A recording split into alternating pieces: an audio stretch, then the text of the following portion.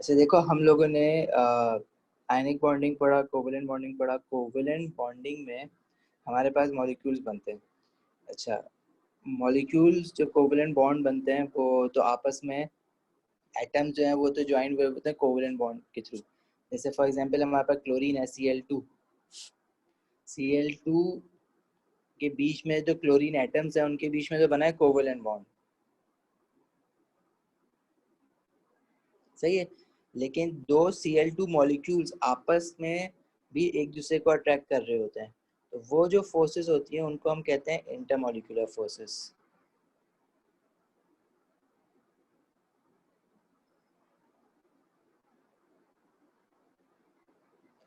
अब इसी तरह दो वाटर मॉलिक्यूल्स हैं, वो भी आपस में एक दूसरे को अट्रैक्ट कर रहे होते हैं, again same intermolecular force of attraction. इसको इंटरमॉलिक्यूलर फोर्सेस कहते हैं या इंटरमॉलिक्यूलर फोर्स ऑफ अट्रैक्शन कह दो, ठीक है। अच्छा, शॉर्ट फॉर्म इसकी मैं लिखूंगा IMF, intermolecular force of attraction. अच्छा देखो, यही वजह है, देखो मैंने पढ़ाया था आयनिक बॉन्डिंग और कोवेलेंट बॉन्डिंग, तो एक बात मैंने बताई थी कि स्ट्रेंथ ऑफ कोवेलेंट बॉन्ड जो होती है वो ऑलमोस्ट इक्वल होती है as the strength of ionic bond. अगर मेरे पास NaCl बना है तो सोडियम क्लोराइड में Na पॉजिटिव होता है, Cl नेगेटिव होता है, due to transfer of electron बनते हैं। लेकिन ये सोडियम क्लोराइड का एक आयन, एक सोडियम आयन और एक क्लोराइड आयन तो नहीं होगा, बहुत सारे सोडियम आयन और क्लोराइड आयन होंगे जो एक दूसरे के साथ अरेंज होंगे in the form of giant ionic lattice, ठीक है। एक जैसे सोडियम आयन होगा, एक क्लोराइड आयन होगा, sodium ion, chloride ion, chloride ion, sodium ion, alternatively arrange हुए वो होते हैं ये लोग, सही है। ये बात है तो पता है तुम लोगों को। अब अगर मुझे इसको आयनिक कंपाउंड को मेल्ट करना है, तो मेल्ट करने के लिए मुझे एक्चुअली क्या करना पड़ेगा, जो कैटाइन और एनाइन, सोडियम आयन और क्लोराइड एनाइन के बीच में जो फोर्सेस हैं उन फोर्सेस को ओवरकम करना है। तो ये जो फोर्स है हमारे पास, ये जो आयनिक बॉन्ड बना है, मुझे डायरेक्टली आयनिक बॉन्ड को ब्रेक करना होगा in order to melt an ionic compound. और एक नहीं बल्कि बहुत सारे मुझे ब्रेक करने होंगे in order to melt this lattice. तो आयनिक कंपाउंड में जब हम चेंज ऑफ स्टेट करवाते हैं, चेंज ऑफ स्टेट से क्या मतलब है, या तो मेल्टिंग या बॉइलिंग, तो we have to directly break the ionic bonds. अच्छा, तो ये बात याद रखो, ये बात लिख लो बल्कि अपने पास, in order to change the state of ionic compound। Change of state से क्या मतलब है, या तो उसको मेल्ट कराना है, मेल्टिंग, और बॉइलिंग, ठीक है। We have to break large number of ionic bonds,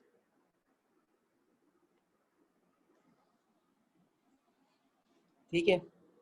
अच्छा, जब large number of ionic bond break करने होते हैं उसके लिए मुझे लार्ज अमाउंट ऑफ एनर्जी चाहिए होती है, so requires large amount of energy।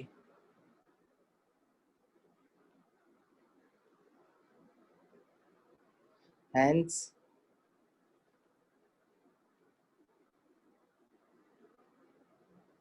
ionic compound have high melting points and boiling points, ठीक है। ये आंसर लिखने के लिए आता है और इसमें आपने ये सारे पॉइंट्स लिखने होते हैं। क्या आयनिक कंपाउंड को अगर आप मेल्ट करवाते हो या बॉयल कराते हो, you have to directly break the ionic bonds, एक मार्क तो इस पे मिलता है। So requires large amount of energy, ठीक है, एक मार्क इस पे मिलता है। और आपने large number of ionic bonds break करने होते हैं, that's why it requires a large amount of energy, इसलिए इनका हाई मेल्टिंग और बॉइलिंग पॉइंट होता है। सर ये आपने ब्लू में क्या लिखा है, so requires large large, amount of energy, hence और ionic फिर compounds have high melting and boiling point। Okay okay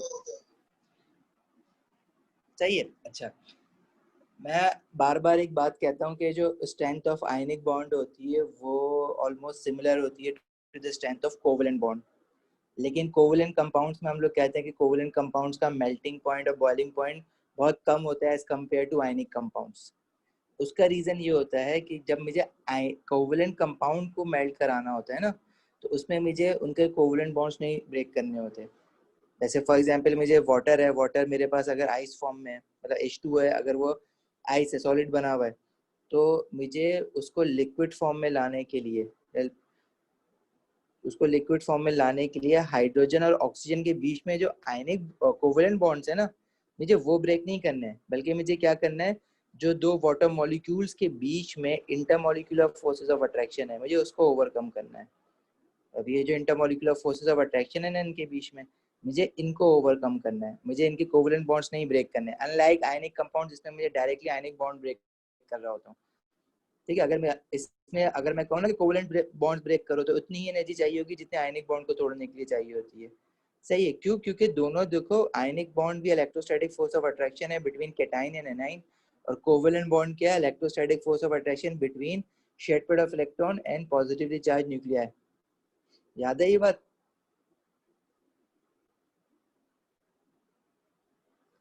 अगर आयनिक बॉन्ड देखो तो आयनिक बॉन्ड क्या है? It is form due to electrostatic force of attraction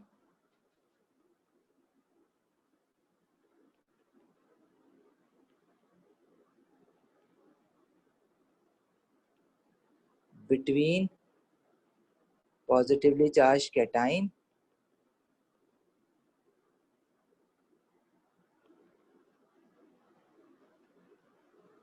and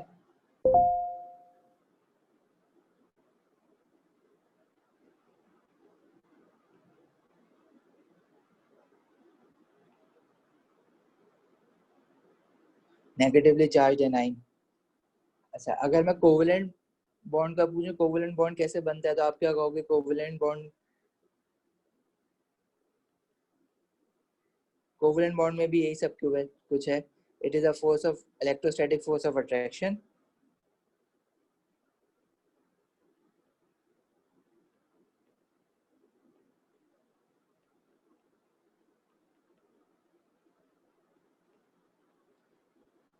between shared pair of electrons, जो कि negative होगा,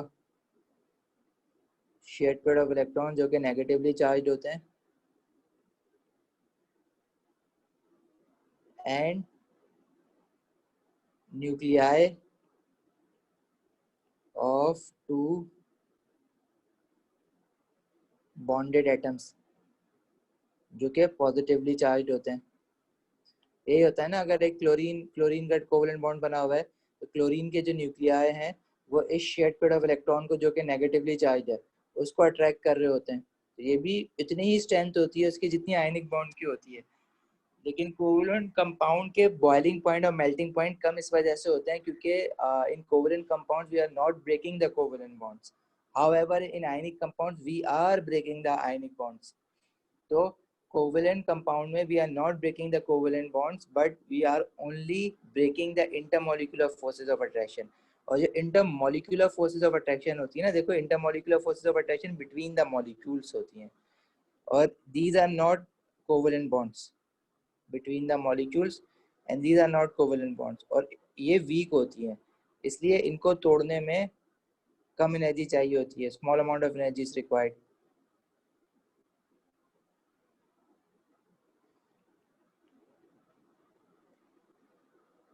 ठीक हो गया, इस वजह से इनके मेल्टिंग पॉइंट और बॉइलिंग पॉइंट कम होते हैं। इसको भी लिख लो अपने पास, मैं लिखवा देता हूँ, आगे कर दूं screen.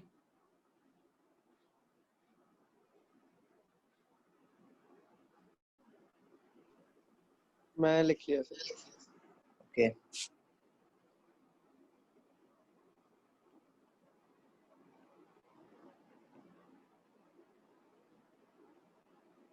in order to change the state of covalent compounds, change of state मतलब melting and boiling, we have to overcome, break करने को ओवरकम भी कहते हैं, और इंटरमोलिकुलर फोर्सेस ऑफ अट्रैक्शन के लिए हम यूजुअली ओवरकम का वर्ड यूज करते हैं। we have to overcome intermolecular forces of attraction between covalent molecules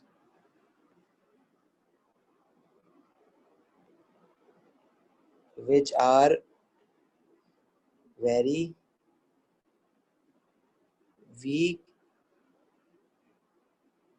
and less energy is required to break intermolecular forces of attraction. Hence, covalent compounds have low melting points and boiling points.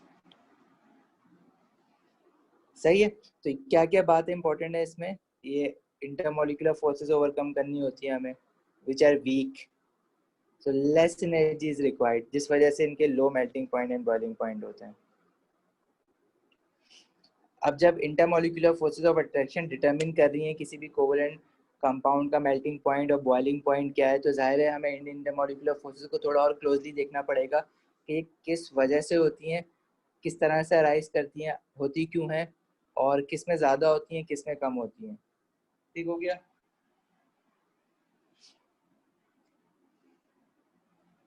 आगे बढ़े। एक second sir, लिख लूं मैं बस। जी,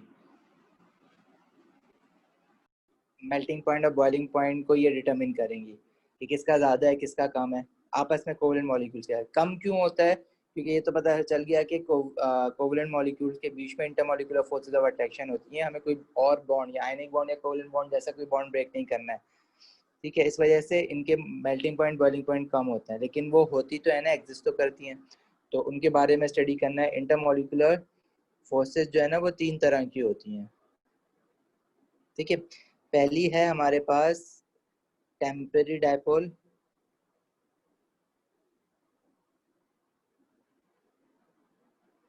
induced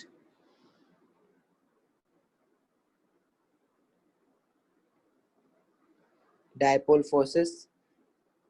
इसका एक और नाम होता है वैन डर वाल्स फोर्स, इसको और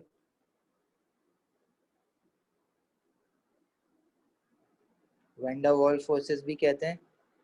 इसका वैसे एक और नाम होता है कि बुक वगैरह पढ़ो तो उसमें भी मिलेगा।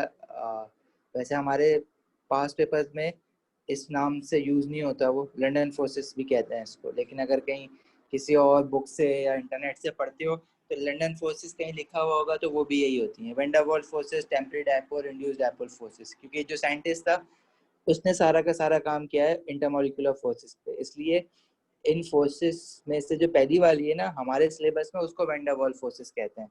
लेकिन बाकी जगहों पे पढ़ोगे ना तो अक्सर जगहों पे 3 टाइप की इंटरमोलिकुलर फोर्सेस होती हैं, तीनों की तीनों टाइप को भी वैन डर वाल्स कहा जाता है, मतलब इंटरमोलिकुलर फोर्सेस को ही वैन डर वाल्स कहा जाता है अक्सर। लेकिन जो हमारा सिलेबस फॉलो हो रहा है, जो हमारे पास पेपर्स में आता है, वो पहली वाली temporary dipole induced dipole forces को वैन डर वाल्स फोर्सेस कहते हैं। लेकिन कहीं से अगर सर्च करके पढ़ते हो अक्सर या बुक में देखो तो कुछ बुक्स में जो है तीनों की तीनों फोर्सेस को ही वैन डर वाल्स कहा जाता है, मतलब इंटरमोलिकुलर फोर्सेस का दूसरा नाम भी वैन डर वाल्स भी अक्सर जगहों पे लिखा हुआ मिलेगा। तो ये बात जहन में रखना, कंफ्यूज नहीं होना। हमारे पास हम लोग पहली वाली इंटरमोलिकुलर फोर्स को सिर्फ वैन डर वाल्स कहेंगे, बाकी दो के अलग नाम है।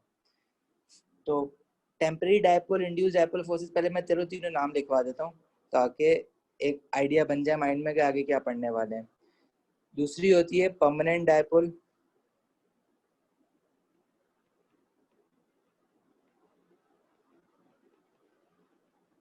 परमानेंट डायपोल फोर्सेस, और तीसरी होती है हमारे पास हाइड्रोजन बॉन्डिंग।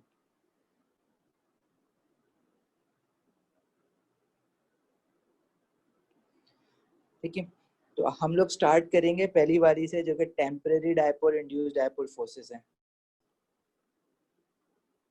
होती तीनों इंटरमोलिकुलर फोर्सेस हैं, बस फर्क क्या होता है किसी मॉलिक्यूल में सिर्फ टेम्परेरी डायपोल होगी, किसी में टेम्परेरी भी होगी और परमानेंट भी होगी, और किसी में हाइड्रोजन बॉन्डिंग भी होगी। तो पहले ये समझते हैं कि टेम्परेरी डायपोल फोर्सेस आती किस वजह से। अब फॉर एग्जांपल देखो, मेरे पास कोई भी एटम या मॉलिक्यूल है ना, जैसे फॉर एग्जांपल मैं कहूँ कि मेरे पास क्लोरीन है Cl2। अब Cl2 कैसे बना हुआ है? दो क्लोरीन के एटम्स हैं which are covalently bonded with each other. अच्छा, जो क्लोरीन के एटम्स है ना जो बॉन्ड हुए हैं, उसके अलावा भी तो क्लोरीन के पास इलेक्ट्रॉन्स है ना, जो कि इसके आउटर मोस्ट शेल में और भी इलेक्ट्रॉन्स होंगे। इसी तरह आउटर मोस्ट शेल के अंदर जो शेल है उसमें भी इलेक्ट्रॉन्स होंगे। तो ये इलेक्ट्रॉन्स जो होते हैं ना, ये कंटिन्यूसली रिवॉल्व कर रहे होते हैं around the nucleus of an atom. और जब इलेक्ट्रॉन्स कंटिन्यूसली रिवॉल्व कर रहे होते हैं तो अक्सर ऐसा होता है, फॉर एग्जांपल अगर मैं एक एटम की बात करूँ ना, तो अक्सर ऐसा होता है कि इसके जो इलेक्ट्रॉन्स हैं वो सारे के सारे, जैसे इसका शेल का इलेक्ट्रॉन यहाँ से गुजर रहे हैं, तो दूसरे शेल के इलेक्ट्रॉन्स, ये देखो ये दूसरा शेल बनाया मैंने, कोई और एक और शेल है, तो दूसरे शेल के इलेक्ट्रॉन्स वो भी इसी साइड से गुजर रहे हो और तीसरे शेल के इलेक्ट्रॉन्स भी इसी साइड से गुजर रहे हो। ऐसा हमेशा नहीं होता कि सारे के सारे एक वक्त में एक ही साइड से गुजर रहे हो, या आगे पीछे गुजर रहे होते हैं, लेकिन किसी इंस्टेंट पे इनकी सिंक्रोनाइजेशन पॉसिबल है। मतलब अगर वो इस साइड से भी सारे के सारे गुजर रहे हैं तो क्या पता फिर ये थोड़ी देर बाद आगे पीछे हो जाएंगे, फिर कुछ नैनो सेकंड्स के बाद किसी और साइड से सारे के सारे एक साथ गुजर रहे होंगे। जब ये एक साइड पे सारे के सारे 1 मिनट के लिए गुजर रहे होते हैं तो इस जगह पे बिल्कुल नेगेटिव चार्ज डेंसिटी बढ़ जाती है। नेगेटिव चार्ज डेंसिटी का क्या मतलब है कि नेगेटिव चार्ज एकदम से इधर बढ़ जाता है, इसको हम कहते हैं नेगेटिव चार्ज डेंसिटी। डेंसिटी इसलिए कहते हैं इसको क्योंकि इसका जो वॉल्यूम है इस पर चार्ज ज्यादा, इसी जगह से सारा चार्ज गुजर रहा है और नेगेटिव चार्ज गुजर रहा है, इसलिए नेगेटिव चार्ज डेंसिटी। ठीक है, चार्ज डेंसिटी किसको बोलेंगे? Charge divided by volume. तो ये वर्ड जो है आगे बहुत यूज होगा, A2 तक चलेगा। तो चार्ज डेंसिटी, इस चीज को हम लोग कहते हैं चार्ज डेंसिटी। अच्छा देखो, होगा क्या जब सारे के सारे इलेक्ट्रॉन एक साइड से गुजर रहे हैं किसी भी वजह से, तो यहाँ पे एक नेगेटिव रीजन बिल्डअप हो जाएगा। तो जो नेगेटिव रीजन बिल्डअप हो रहा है ना, इसको हम कहते हैं पार्शियल नेगेटिव, कि इस एटम के या मॉलिक्यूल के एक साइड पे जो है वो पार्शियल नेगेटिव चार्ज आ गया है। अच्छा, अब फॉर एग्जांपल मेरे पास ये वाला क्लोरीन मॉलिक्यूल है ना जो मैंने बनाया, इसके बराबर में ऐसा ही एक और भी होगा, इसके ऊपर भी होगा, इसके नीचे भी होगा, बहुत सारे क्लोरीन मॉलिक्यूल साथ साथ हैं। तो अगर यहाँ पे इस क्लोरीन पे यहाँ पे एक पार्शियल नेगेटिव बना हुआ है, क्योंकि किस वजह से बना हुआ है कि इलेक्ट्रॉन जो है वो सारे एक साइड से गुजर रहे थे, सिंक्रोनाइज्ड हुए थे एक साइड पे, यहाँ पे पार्शियल नेगेटिव आया है, तो उसके सामने वाला जो क्लोरीन एटम होगा, जब यहाँ पे सारे के सारे इलेक्ट्रॉन एक साथ गुजर रहे हैं, तो बराबर वाले एटम के अंदर जो इलेक्ट्रॉन होंगे वो उनको रिपेल कर देंगे, रिपेल करके दूर फेंक देंगे। ठीक है, क्यों रिपेल करेंगे? क्योंकि नेगेटिव नेगेटिव है। जब वो उनको रिपेल करके दूर फेंक देंगे तो वो वाले इलेक्ट्रॉन जो है वो सारे यहाँ जमा हो जाएंगे आके, जिसकी वजह से नेबरिंग क्लोरीन एटम जो है, नेबरिंग क्लोरीन मॉलिक्यूल का जो एटम है उसके ऊपर पार्शियल पॉजिटिव चार्ज आ जाएगा। तो ये जो बना था ना नेगेटिव चार्ज, ये वाला पहला वाला, अगर यहाँ पे नेगेटिव बना है तो रिलेटिवली पीछे इसके पॉजिटिव हो जाएगा यहाँ पे, या इस पूरे मॉलिक्यूल की बात करो तो यहाँ पे ये पॉजिटिव हो जाएगा।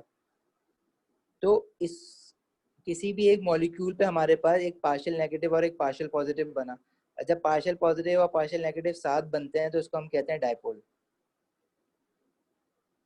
समझ आ रही है यहाँ तक बात? राहिम, मुनीब? सर ये जो पार्शियल नेगेटिव और पार्शियल पॉजिटिव बनते हैं, ये मतलब उसी वक्त बनते हैं when the electrons are synchronised. हाँ, electrons are synchronised at one place, तो that's how they are formed. हम लोगों ने डेप्थ अभी बॉन्ड पोलैरिटीज पढ़ा था, तो हमने देखा था कि पार्शियल नेगेटिव और पार्शियल पॉजिटिव वहाँ इलेक्ट्रोनेगेटिविटी डिफरेंस की वजह से बने थे। If you remember last class in we discuss HCl. In HCl, chlorine is more electronegative than hydrogen. So a shared pair of electron stays more towards chlorine, जिसकी वजह से chlorine पे एक नेगेटिव चार्ज रहता है। अब उसको हम कंप्लीट नेगेटिव इसलिए नहीं कहते क्योंकि कंप्लीट नेगेटिव कब आता है? When chlorine actually gains a electron from hydrogen. However in this case chlorine is not gaining the electron, लेकिन वो अपने पास ज्यादा देर के लिए रख रहा है उसको, तो उसको हम कहते हैं कि वहां पे एक पार्शियल नेगेटिव चार्ज आता है। इसी तरह ये भी पार्शियल नेगेटिव चार्ज है, लेकिन ये जिस वजह से आ रहा है वो वजह डिफरेंट है, और HCl में पार्शियल नेगेटिव चार्ज जिस वजह से आ रहा है ये वजह डिफरेंट है। ये क्या है? Due to electronegativity difference. सही है। और यहाँ पे जो आ रहे हैं ये आ रहे हैं due to synchronization of electrons at one side. ठीक है, इसलिए इसको हम कहते हैं दीज आर टेम्परेरी डायपोल। और ये वाला जो डायपोल बना है ना HCl में, ये परमानेंटली बना रहेगा, ये खत्म थोड़ी होगा। That is permanent dipole. It will stay because chlorine will stay more electronegative than hydrogen. और यहाँ पे जो पार्शियल नेगेटिव चार्ज आया है वो इलेक्ट्रॉन की रोटेशन की वजह से नहीं आया, उनकी वजह से भी आ रहे होंगे HCl में।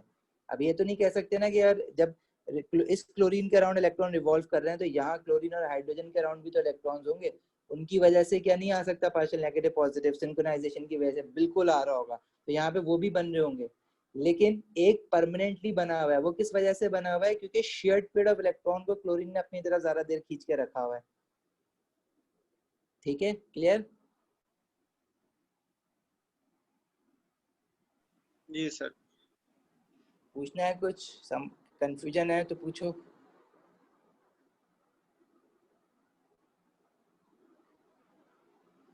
नो? ओके। अच्छा, तो ये जो डायपोल बने है ना इस क्लोरीन मॉलिक्यूल में, जो इलेक्ट्रॉन की रेवोल्यूशन की वजह से बना है, मूवमेंट ऑफ इलेक्ट्रॉन की वजह से जो बना है, ठीक है, ये जो है वो परमानेंट नहीं है, ये बनेंगे खत्म हो जाएंगे, बनेंगे खत्म हो जाएंगे। क्यों खत्म हो जाएंगे? क्योंकि इलेक्ट्रॉन्स अभी रिवॉल्व करते हुए एक साइड से गुजर रहे थे, तो कोइंसिडेंटली वो सिंक्रोनाइज्ड हो गए थे, सारे एक ही जगह पे थे, लेकिन अगले ही नैनो सेकंड में वो आगे पीछे हो जाएंगे। तो वो यहाँ पे जो डायपोल बना था, ये जो पार्शियल नेगेटिव बना था, ये खत्म हो जाएगा। ठीक है, तो ये बनेंगे खत्म होंगे, बनेंगे खत्म होंगे। ऐसे अगर मैं सिर्फ एक Cl2 मॉलिक्यूल यूं बना दूं ना, तो यहाँ पार्शियल नेगेटिव बना और यहाँ पार्शियल पॉजिटिव बन जाएगा उसके बदले में, और फिर अगले ही नैनो सेकंड में खत्म हो जाएंगे। और फिर क्या पता यहाँ बन जाए और यहाँ बन जाए, फिर अगले ही नैनो सेकंड में खत्म हो जाएंगे, फिर क्या पता यहाँ बन जाए और यहाँ बन जाए। तो ये बनते रहेंगे, खत्म होते रहेंगे, बनते रहेंगे, खत्म होते रहेंगे।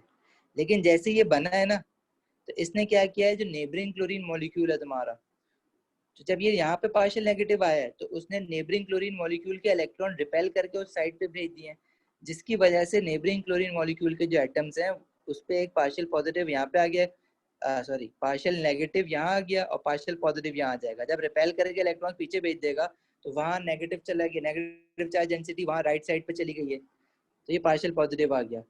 तो ये जो डायपोल खुद बन रहे थे ये तो टेम्परेरीली बना है, परमानेंटली तो ये भी नहीं बना।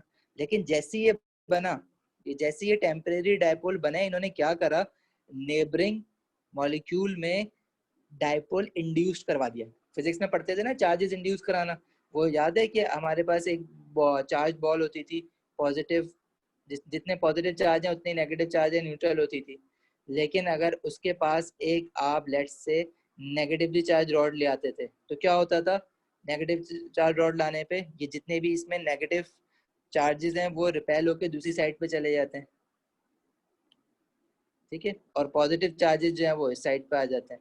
फिर आप इसको अर्थिंग कर देते थे तो क्या होता था, यहाँ पे ये न्यूट्रलाइज हो जाता था, एक्सेस इलेक्ट्रॉन बाहर चले जाते थे और ये बॉल जो है वो पूरी पॉजिटिवली चार्ज हो जाती थी। सही है। आप क्या करते थे, चार्ज इंड्यूस करा रहे थे किसी ऑब्जेक्ट में विदाउट टचिंग इट, ये रॉड जो है टच नहीं करते थे कभी, देखो इसके बीच में हमेशा स्पेस रहता था। इसी तरह एक क्लोरीन मॉलिक्यूल दूसरे क्लोरीन मॉलिक्यूल में चार्जेस इंड्यूस्ड करा रहा है, टच नहीं हो रहा है, इसमें टेम्परेरी डायपोल बने, टेम्परेरी डायपोल ने नेबरिंग मॉलिक्यूल के एटम्स में डायपोल इंड्यूस करा दिए, इसलिए इसका नाम भी यही दिया, temporary dipole, induced dipole. Dipole इसलिए कह रहे हैं कि अगर देखो जहां पार्शियल नेगेटिव बनेगा तो पार्शियल पॉजिटिव भी तो बनना ही है हर हाल में, उसका काउंटर तो बनना है। इसी तरह दूसरे नेबरिंग में यहाँ पे पार्शियल पॉजिटिव बना है तो यहाँ पार्शियल नेगेटिव हो जाएगा। तो टेम्परेरी डायपोल इंड्यूस डायपोल इसलिए कह रहे हैं क्योंकि खुद टेम्परेरी बना है, अभी ये अगले नैनो सेकंड खत्म हो जाएगा और कहीं और बन जाएगा, और जैसे ये खत्म हो जाएगा, जैसे लेट से ये क्लोरीन है, ये क्लोरीन है, अब ये खत्म हो गया तो यहाँ पे इनकी जो फोर्स ऑफ अट्रैक्शन बनी थी, देखो ये नेगेटिव और पॉजिटिव बना है तो एक दूसरे को थोड़ी देर के लिए अट्रैक्ट भी करेंगे ना, लेकिन जैसे ये खत्म हो गया, खत्म होने से क्या हुआ, यहाँ पार्शियल नेगेटिव आ गया और फिर यहाँ पार्शियल पॉजिटिव आ गया, तो ये इसके नीचे वाला जो क्लोरीन मॉलिक्यूल होगा फिर उसमें इंड्यूस करा देगा, तो उसमें यहाँ पार्शियल पॉजिटिव पार्शियल नेगेटिव आ जाएगा और फिर ये यहाँ से इसको अट्रैक्ट करना शुरू कर देगा। सही। और फिर अगले ही नैनो सेकंड ये भी खत्म हो जाएंगे तो कहीं और बन जाएगा, किसी और दूसरे क्लोरीन मॉलिक्यूल से वो एक दूसरे को अट्रैक्ट करना शुरू हो जाएंगे, मतलब बनते रहेंगे, खत्म होते रहेंगे। इसलिए ये जो टाइप ऑफ इंटरमोलिकुलर फोर्स है ना, ये बड़ी वीक है, क्योंकि ये बन रही है खत्म हो रही है, बन रही है खत्म हो रही है, और ये बन रही है इसलिए खत्म हो रही है, इसलिए टेम्परेरी है, परमानेंट नहीं है, टेम्परेरी है। और इसके बनने की वजह से नेबरिंग में इंड्यूस करवाती है, तो इसलिए इसका पूरा नाम temporary dipole induced dipole forces भी होता है, और इसको वैन डर वाल्स फोर्सेस भी कहते हैं।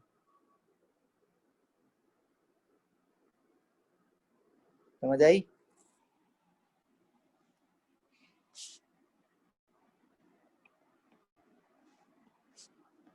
अच्छा, अब हमारे पास जो मॉलिक्यूल्स है जैसे हाइड्रोजन H2 इनमें भी होगी ना ये temporary dipole induced dipole forces, van der Waals. Chlorine chlorine molecules में भी है, डॉट से दिखाते हैं इसको। इसी तरह HCl मॉलिक्यूल्स में भी होगी, तो वहां पे भी तो बन रहे होंगे। हर मॉलिक्यूल या सिंगल एटम भी मोनोटॉमिक भी होगा ना, जैसे मेरे पास 2 हीलियम के एटम्स हैं, तो 2 हीलियम के एटम्स में भी होगी। किस में ज्यादा होगी उस इनको मैं ना temporary dipole induced dipole forces बड़ा लंबा नाम है, तो इस टाइप के इंटरमोलिकुलर फोर्सेस का एक और नाम जब हमने दिया हुआ है तो हम बार बार वही यूज करेंगे। एग्जामिनर भी वैन डर वाल्स ही यूज करना पसंद करता है, तो these are known as van der Waals forces. अच्छा, अब क्या सब में equal van der Waals forces हैं? नहीं। वैन डर वाल्स फोर्सेस बन क्यों रही है, ये temporary dipole induced dipole forces क्यों बन रही है? इलेक्ट्रॉन्स की रेवोल्यूशन की वजह से। इलेक्ट्रॉन्स एक जगह पे ज्यादा सिंक्रोनाइज्ड हो गए तो वहां पे चार्ज डेंसिटी ज्यादा होगी, वहां पे टेम्परेरी नेगेटिव या टेम्परेरी नेगेटिव बन गया तो दूसरी साइड पे टेम्परेरी पॉजिटिव बन गया। अच्छा, अब जिस मॉलिक्यूल में इलेक्ट्रॉन ज्यादा होंगे वहां पे ज्यादा टेम्परेरी डायपोल इंड्यूस्ड डायपोल बन रहे होंगे। अब हाइड्रोजन है, हाइड्रोजन के एक मॉलिक्यूल में सिर्फ 2 ही इलेक्ट्रॉन होते हैं, ठीक है, क्योंकि एक हाइड्रोजन के पास एक ही होता है, तो 2 हाइड्रोजन के पास 2 होंगे। क्लोरीन जो होता है उसका 17 होता है प्रोटॉन नंबर। 17 प्रोटॉन नंबर होने का मतलब क्या है कि Cl2 में हमारे पास टोटल इलेक्ट्रॉन्स कितने हो जाएंगे? 34। अब इसके 34, इसके 34। इसी तरह HCl में हमारे पास जो होता है वो 17 और इसका 18 हो जाएगा। हीलियम में हमारे पास 2 होते हैं, तो जितने नंबर ऑफ इलेक्ट्रॉन ज्यादा होंगे उतनी ही ज्यादा वैन डर वाल्स फोर्सेस होंगी। तो मतलब मैं बताना क्या चाह रहा हूँ, factors affecting van der Waals forces. ये वैसे नाम ओ लेवल में भी सुन के आए हो एक जगह पे, याद है कहाँ पे? वैन डर वाल्स या टेम्परेरी डायपोल इंड्यूस्ड डायपोल?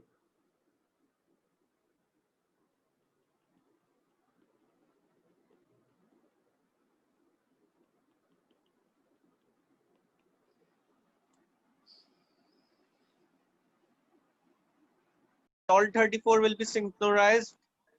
नहीं, नॉट नेसेसरी, नॉट नेसेसरी, लेकिन जिसमें ज्यादा है उसमें ज्यादा चांसेस है ना बनने के, सिंक्रोनाइजेशन होने के, जिसमें कम है वहाँ कम चांसेस हैं। सही है। Okay. तो Okay. ऑल होंगे या नहीं होंगे या कितने हो रहे हैं एक वक्त में, तो ये हम लोग नहीं एग्जैक्टली बता सकते ना, ये तो कोई भी नहीं बता सकता। तो बट जिसमें हमने नोटिस ये किया है, हमने पता कैसे नोटिस किया, हमने सिंपल ना इनके बॉइलिंग पॉइंट चेक कर लिए।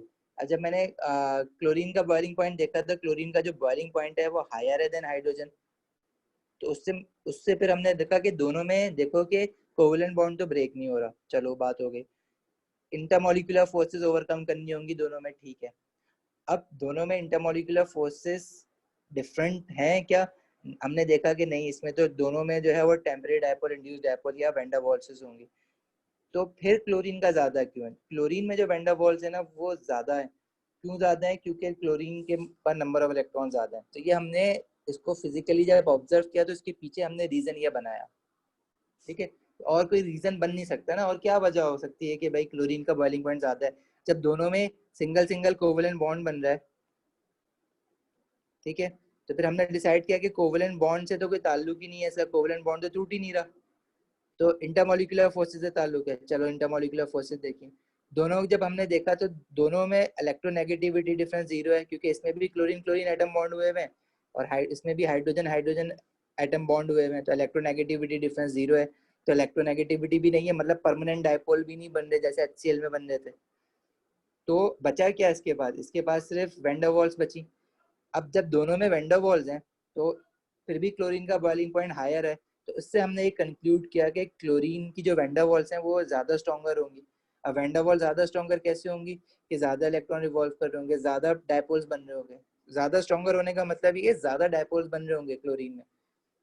मतलब अगर मैं एक क्लोरीन मॉलिक्यूल को देखूँ ना, तो इसके अंदर जैसे यहाँ पार्शियल नेगेटिव बना, यहाँ पार्शियल पॉजिटिव बना, यहाँ पार्शियल लेट से पॉजिटिव बना, यहाँ पार्शियल नेगेटिव बना, इसी तरह इसके नेबरिंग जो होगा वहां भी, मतलब इसको मैं अगर बनाऊँ ना, डायपोल फोर्सेस ज्यादा बन रही होंगी एज कम्पेयर टू जो हाइड्रोजन हाइड्रोजन के मॉलिक्यूल हैं उसमें एक ही लाइन है।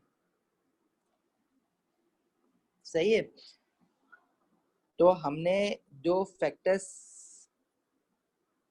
स्टडी फैक्टर जो हमें बताता है वो क्या क्या होते हैं कि वैन डर वाल्स ज्यादा कैसे होंगे? जब नंबर ऑफ इलेक्ट्रॉन ज्यादा होंगे। तो what are the factor that affect the van der Waals forces? Number of electrons,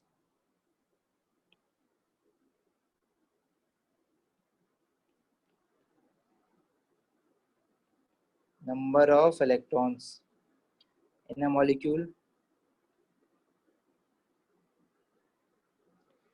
अच्छा, नंबर ऑफ इलेक्ट्रॉन ज्यादा होंगे, greater number of electrons greater van der Waals forces.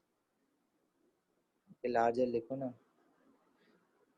लिख दो मोर इलेक्ट्रॉन्स स्ट्रॉन्गर वैन डर वाल forces.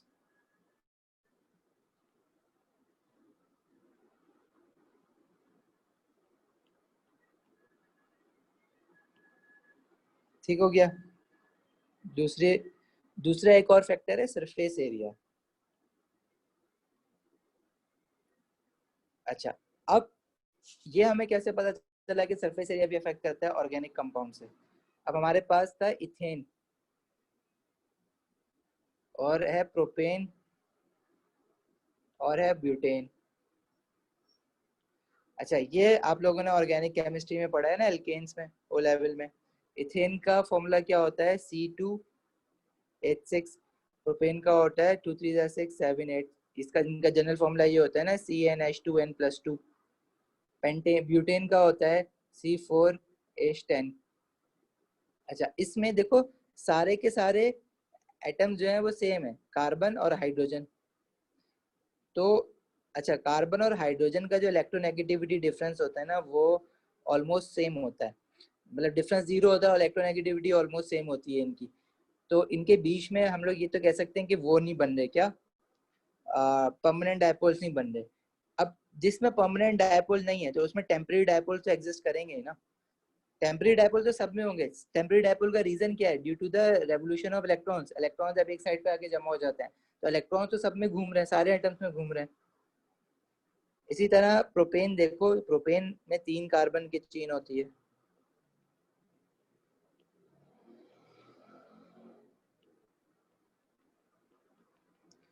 इसी तरह butane जो है वो 1 2 3 4। अच्छा, अब चलो क्लोरीन और हाइड्रोजन में तो एक बात हमें समझ आ गई थी कि क्लोरीन जो है वो उसमें नंबर ऑफ इलेक्ट्रॉन ज्यादा है, तो हमने बोला कि क्लोरीन का बॉइलिंग पॉइंट इस वजह से ज्यादा है। ठीक है, लेकिन जब इथेन प्रोपेन और ब्यूटेन के हमने बॉइलिंग पॉइंट देखे तो तुम्हें पता है कि down the homologous series boiling point increase होते हैं। मतलब इथेन का बॉइलिंग पॉइंट मिथेन से ज्यादा होगा। मतलब इससे पहले मिथेन होता है ना, CH4, तो इथेन का बॉइलिंग पॉइंट मिथेन से ज्यादा है। ठीक है, प्रोपेन का इथेन से ज्यादा है, ब्यूटेन का तीनों से ज्यादा होगा। तो बॉइलिंग पॉइंट इनके इंक्रीज हो रहे हैं इस ऑर्डर में। अब इसको कैसे एक्सप्लेन करोगे? यहाँ तो सेम टाइप ऑफ एटम्स है ना, तो सबके पास कार्बन है, सबके पास 6 इलेक्ट्रॉन है, सबके पास हाइड्रोजन है, सबके पास 1 इलेक्ट्रॉन है, लेकिन टोटल नंबर ऑफ इलेक्ट्रॉन तो डिफरेंट है ना मॉलिक्यूल में। इसकी बात करो तो इसके पास 1 कार्बन है, इसके पास 2 कार्बन है, इसके पास 3 कार्बन है। सेकेंडली, जब सरफेस एरिया बड़ा हो रहा है ना इनका, तो पॉइंट ऑफ कांटेक्ट बढ़ जाते हैं। जैसे अगर 2 मीथेन मॉलिक्यूल्स हैं वो आपस में एक दूसरे को अट्रैक्ट कर रहे हैं, तो ये देखो मैं बताता हूँ।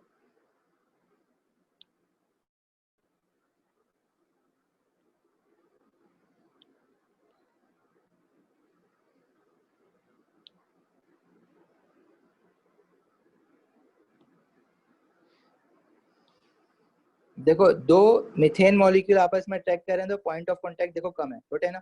इथेन में पॉइंट ऑफ कांटेक्ट बढ़ गए, प्रोपेन में पॉइंट ऑफ कांटेक्ट और बढ़ गए, ब्यूटेन में पॉइंट ऑफ कांटेक्ट सबसे ज्यादा हो गए।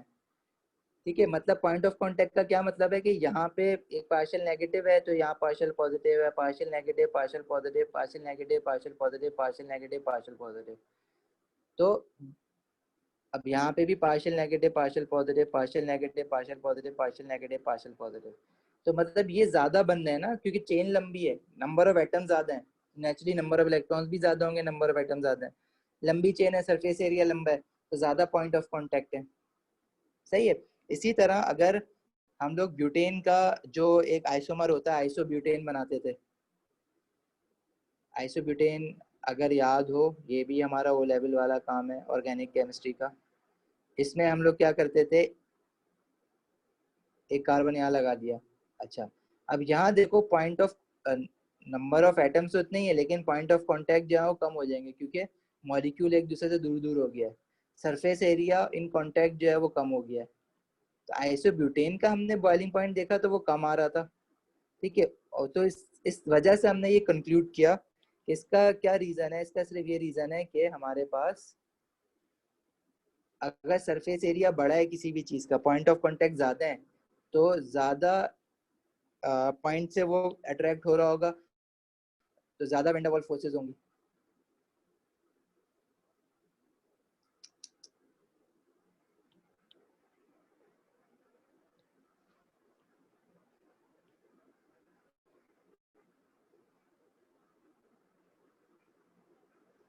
सही है। तो यहाँ पॉइंट ऑफ कांटेक्ट कम क्यों हो गए, क्योंकि मॉलिक्यूल देखो एक दूसरे से दूर हो गया है। इस ब्यूटेन में 4 आ रहे थे, इसमें 2 आ रहे हैं। तो बताने का मकसद ये है कि van der Waals forces number of electron से भी अफेक्ट होंगी और सरफेस एरिया से भी अफेक्ट होंगी। सरफेस एरिया जितना ज्यादा बढ़ेगा, सरफेस एरिया इंक्रीज करोगे तो van der Waals forces increase हो जाएंगी। नंबर ऑफ इलेक्ट्रॉन इंक्रीज करोगे तो van der Waals forces increase हो जाएंगी। ठीक है, नंबर ऑफ इलेक्ट्रॉन्स इंक्रीज करोगे तो van der Waals forces increase हो जाएंगी।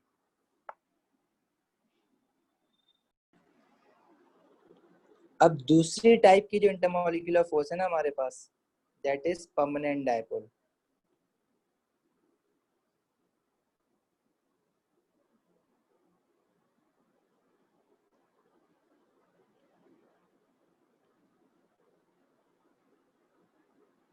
परमानेंट डायपोल या इसको सिर्फ डायपोल डायपोल भी अक्सर कहते हैं। परमानेंट डायपोल इसका सही करेक्ट नाम है जो कि यूज होता है, डायपोल डायपोल भी हुआ है मार्किंग की में यूज। अच्छा, ये किस वजह से आता है, ये इस वजह से आती है कि फॉर एग्जांपल मेरे पास एक HCl का जो मॉलिक्यूल की हमने एग्जांपल ली, तो इसमें एक मोर इलेक्ट्रोनेगेटिव एलिमेंट होगा और एक लेस इलेक्ट्रोनेगेटिव एलिमेंट होगा, जिसकी वजह से जो शेयर्ड पेयर ऑफ इलेक्ट्रॉन है it will stay more towards more electronegative element. तो जो मोर इलेक्ट्रोनेगेटिव एलिमेंट है उससे परमानेंटली डायपोल बना रहेगा, यहाँ पे पार्शियल नेगेटिव बना है तो यहाँ पार्शियल पॉजिटिव बना रहेगा। क्या इसमें वो टेम्पररी डायपोल नहीं बन रहे होंगे, बिल्कुल बन रहे होंगे। टेम्पररी डायपोल जो होते हैं वो छोटे होते हैं एज कम्पेयर टू अपना क्या परमानेंट डायपोल, तो वो बनते हैं खत्म होते हैं, बनते हैं खत्म होते हैं। तो इसमें टेम्पररी डायपोल भी हैं, लेकिन टेम्पररी डायपोल की वजह से जो फोर्स ऑफ अट्रैक्शन है ना वो बहुत कम होती है। लेकिन परमानेंट डायपोल क्योंकि इसमें आ गया है, तो इसमें जो इम्पोर्टेंस है वो परमानेंट डायपोल की है, तो हम इसमें टेम्पररी डायपोल को नहीं पढ़ रहे।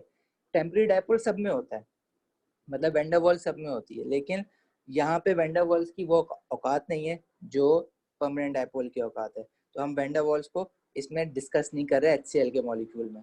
अब देखो नेबरिंग में एक और HCl का मॉलिक्यूल है, वहां पे भी ऐसा ही होगा। अब यहाँ पे इंड्यूस नहीं हुए, वो जो HCl का मॉलिक्यूल है उसमें भी तो यही कहानी होगी ना, chlorine is more electronegative than hydrogen, तो chlorine will keep the shared pair of electron more toward itself, इसलिए इस पे भी पार्शियल नेगेटिव और पार्शियल पॉजिटिव चार्ज रहेगा। इनमें ये वाले partial negative partial positive temporary भी बन रहे हैं, खत्म हो रहे हैं, बन रहे हैं, खत्म हो रहे हैं, लेकिन हम उसका जिक्र नहीं कर रहे हैं यहाँ पे क्योंकि वो बहुत छोटे हैं, उनको नेग्लेक्ट कर रहे हैं यहाँ पे परमानेंट डायपोल के सामने। और जब ये परमानेंट डायपोल बने रहते हैं तो जाहिर है दो HCl के मॉलिक्यूल जो है वो हमेशा एक दूसरे को अट्रैक्ट करते रहेंगे इस तरह से। तो ये भी एक टाइप की इंटरमॉलिक्यूलर फोर्स ऑफ अट्रैक्शन है ना, force of attraction between two molecules, और this is a type of intermolecular force of attraction और इसका नाम होता है परमानेंट डायपोल। ठीक है, इसका रीजन क्या है? Due to electronegativity difference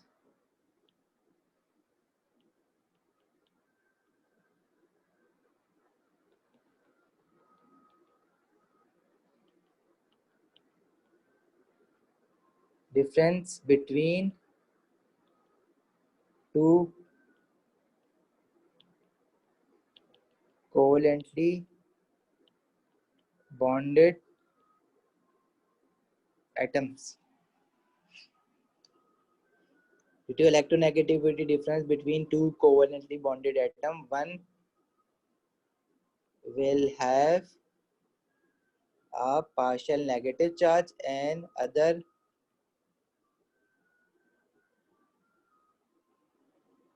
will have partial positive charge. ठीक है, जिसकी वजह से two molecules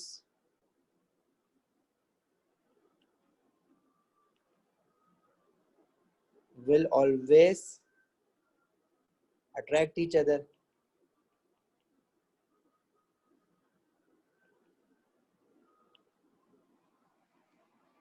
और ये वाली जो इंटरमोलिकुलर फोर्स ऑफ अट्रैक्शन है, इसको हम फिर नाम देंगे परमानेंट डायपोल, क्योंकि ये टेम्पररी डायपोल की वजह से तो नहीं आ रही ना, परमानेंट डायपोल की वजह से आ रही है, और ये परमानेंटली रहेगी। ऐसा नहीं होगा कि बन रही है खत्म हो रही है, बन रही है खत्म हो रही है। Unlike van der Waals forces, ये टेम्पररी रहेगी। जब भी एक चीज टेम्पररी रह रही है, ऊपर एक तो इसका डायपोल बड़ा है, स्ट्रॉन्गर है, और ऊपर से परमानेंटली है, तो ऑब्वियसली ये वैन डर वाल्स फोर्सेस से ज्यादा स्ट्रॉन्गर होगी। So permanent dipole forces are more stronger than van der Waals forces.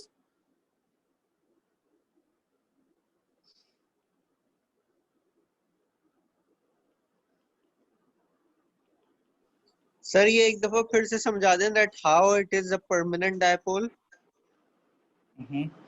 देखो, it is a permanent dipole because it is formed due to electronegativity difference between hydrogen and chlorine. अब ये वो वाले electrons नहीं है जो कि रिवॉल्व कर रहे थे, बल्कि ये वो वाले दो इलेक्ट्रॉन्स हैं जो कि शेयर्ड पेयर है, जो बॉन्डिंग कोवेलेंट बॉन्ड बना रहा है, ये वाले दो इलेक्ट्रॉन्स। अब ये वाले जो दो इलेक्ट्रॉन है वो क्लोरीन की तरफ ज्यादा रहते हैं। क्यों? क्योंकि क्लोरीन इज मोर इलेक्ट्रोनेगेटिव, जिसकी वजह से वो इस शेयर्ड पेयर ऑफ इलेक्ट्रॉन को, वैसे हाइड्रोजन और क्लोरीन ने क्या कहा था कि भाई, हाइड्रोजन ने क्लोरीन से कहा कि तुम एक इलेक्ट्रॉन शेयर कराओ और मैं एक इलेक्ट्रॉन शेयर कराता हूँ, हम जो बॉन्ड बना लेते हैं। क्लोरीन ने कहा था सही है। असल में बात तो इंसाफ की बात ये थी कि दोनों इसको मिडिल में रखेंगे शेयर्ड पेयर ऑफ इलेक्ट्रॉन को, लेकिन अब क्लोरीन क्योंकि ज्यादा स्ट्रॉन्गर है, ज्यादा इलेक्ट्रोनेगेटिव है, इसकी पुलिंग पावर ज्यादा है, क्योंकि उसका जो न्यूक्लियस है उसमें ज्यादा नंबर ऑफ प्रोटॉन्स है, तो वो शेयर्ड पेयर ऑफ इलेक्ट्रॉन को अपनी तरफ ज्यादा खींच लेता है। जब वो अपनी तरफ ज्यादा खींच लेता है, तो इस शेयर्ड पेयर ऑफ इलेक्ट्रॉन की वजह से जो इलेक्ट्रॉन चार्ज डेंसिटी है ना, वो क्लोरीन की तरफ ज्यादा हो जाती है। वैसे तो बीच में रहनी चाहिए थी, जब वो क्लोरीन की तरफ ज्यादा हो जाती है तो क्लोरीन पे एक एडिशनल पार्शियल नेगेटिव चार्ज है जो कि बना ही रहेगा ना, और हाइड्रोजन से इलेक्ट्रॉन दूर चले गए तो हाइड्रोजन पे रिलेटिवली पार्शियल पॉजिटिव चार्ज हो जाएगा, and it will stay.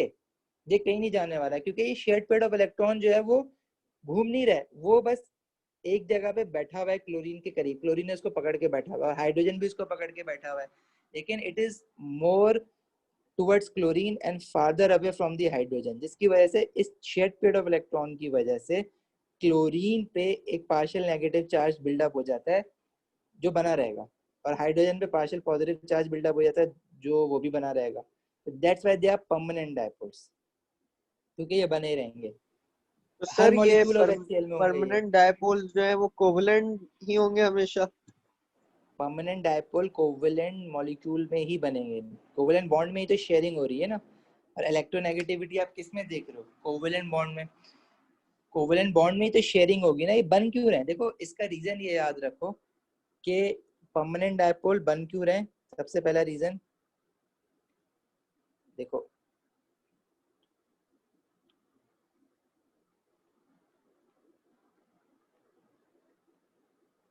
For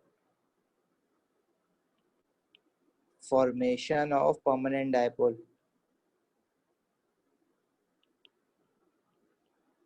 वो इसलिए बन रहे हैं क्योंकि हमारे पास सबसे पहले तो कोवेलेंट बॉन्ड है। कोवेलेंट बॉन्ड होने के साथ साथ पहले भी तो Cl2 क्लोरीन में भी तो कोवेलेंट बॉन्ड था। तो इसमें क्या खास बात है? इसमें खास बात यह है कि two bonded atoms have large electronegativity difference between है। इलेक्ट्रोनेगेटिविटी समझते हो ना, याद है ना लास्ट क्लास वाला? नहीं, जी जी याद है। इलेक्ट्रोनेगेटिविटी क्या है? शेयरिंग पे pulling power of an atom to pull the shared pair of electron toward itself. ठीक है, two bonded have large electronegativity difference between them. उसकी वजह से क्या होगा कि जो शेयर्ड पेयर ऑफ इलेक्ट्रॉन है ना, अब शेयर्ड पेयर ऑफ इलेक्ट्रॉन तो सिर्फ कोवेलेंट बॉन्डिंग में होता है, ठीक है, तो shared pair of electrons will stay more towards electronegative atom। Electronegative atom है, एलिमेंट का एटम है, उसकी तरफ ज्यादा रहेगा, तो उसके ऊपर एक पार्शियल नेगेटिव चार्ज बना रहेगा परमानेंटली। ये बनेगा खत्म नहीं होगा जैसे उसमें हो रहा था वैन डर वाल्स में, परमानेंटली ये बना रहेगा। तो यहाँ पे पार्शियल नेगेटिव बना रहेगा, तो जिस बेचारे के इलेक्ट्रॉन खींच के वो अपने ऊपर पार्शियल नेगेटिव ला रहा है, तो उस बेचारे पे तो पार्शियल पॉजिटिव आ जाएगा ना। तो ये पार्शियल पॉजिटिव पार्शियल नेगेटिव बने रहेंगे, इसी तरह हर मॉलिक्यूल में इसके बने रहेंगे। और ये partial positive negative molecule two molecule जो होंगे एक दूसरे को अट्रैक्ट भी कर रहे होंगे। ये हमारे पास परमानेंट डायपोल फोर्सेस। अब क्लियर हुआ? जी सर। पक्की बात है, आगे बढ़े? जी जी।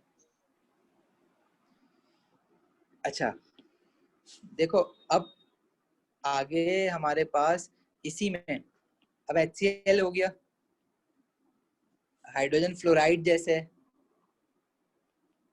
उसमें भी होंगी ना, इसमें भी यहाँ पे ये पार्शियल नेगेटिव है या मोर इलेक्ट्रोनेगेटिव फ्लोरीन है ना, पार्शियल नेगेटिव पार्शियल पॉजिटिव। तो अगेन ये जो फोर्सेस है हमारे पास, दीज आर परमानेंट डायपोल। इसी तरह हाइड्रोजन क्लोराइड हो गया, इसी तरह हमने वो जो बॉन्ड पोलैरिटी में देखा था वहां पे। तो इसके अलावा वाटर हो गया, बहुत सारे हैं वाटर जो हम हाइड्रोजन बॉन्डिंग में भी डिस्कस करेंगे। इसके अलावा HCl हाइड्रोजन ब्रोमाइड हो गया, हाइड्रोजन आयोडाइड हो गया, तो ये सारे, जैसे अमोनिया हो गया, NH3 हो गया, ठीक है। Nitrogen is more electronegative than hydrogen, so it will have a partial negative charge and all hydrogens will have partial positive charges, ठीक है।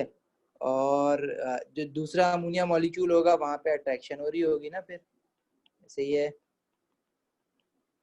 तो ये पार्शियल नेगेटिव पॉजिटिव चार्जेस एक दूसरे को अट्रैक्ट करते रहते हैं। समझ आई बात? तो परमानेंट डायपोल जो होती है वो स्ट्रॉन्गर होती है वैन डर वाल्स से, ठीक है। लेकिन क्या इसमें वैन डर वाल्स होंगी? हाँ, वैन डर वाल्स सब में है, हाइड्रोजन फ्लोराइड में भी वैन डर वाल्स है। मतलब यहाँ partial for example partial negative बना या पार्शियल पॉजिटिव बना, इन्होंने इसको अट्रैक्ट किया और थोड़ी देर बाद ये यहाँ से खत्म हो गए, और फिर लेट से यहाँ बन गया, इन्होंने अट्रैक्ट किया, फिर थोड़ी देर बाद ये भी खत्म हो जाएंगे। फिर लेट से यहाँ पार्शियल नेगेटिव बना या पॉजिटिव बन गया, ये अट्रैक्ट होगा, थोड़ी देर बाद ये भी खत्म हो जाएंगे। तो वैन डर वाल्स तो होती रहेंगी इसमें, लेकिन इसमें एक उससे बड़ी है वैन डर वाल्स फोर्सेस से, वो है परमानेंट डायपोल। ठीक हो गया?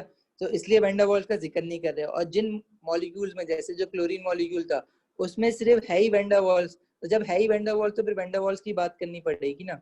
लेकिन जिसके अंदर वैन डर वाल्स से ज्यादा स्ट्रॉन्गर है डायपोल, तो वैन डर वाल्स की बात इसलिए नहीं कर रहे क्योंकि वैन डर वाल होने ना होने से कोई फर्क नहीं पड़ा, क्योंकि डायपोल ऑलरेडी इतनी स्ट्रॉन्गर होती है as compare to van der Waals.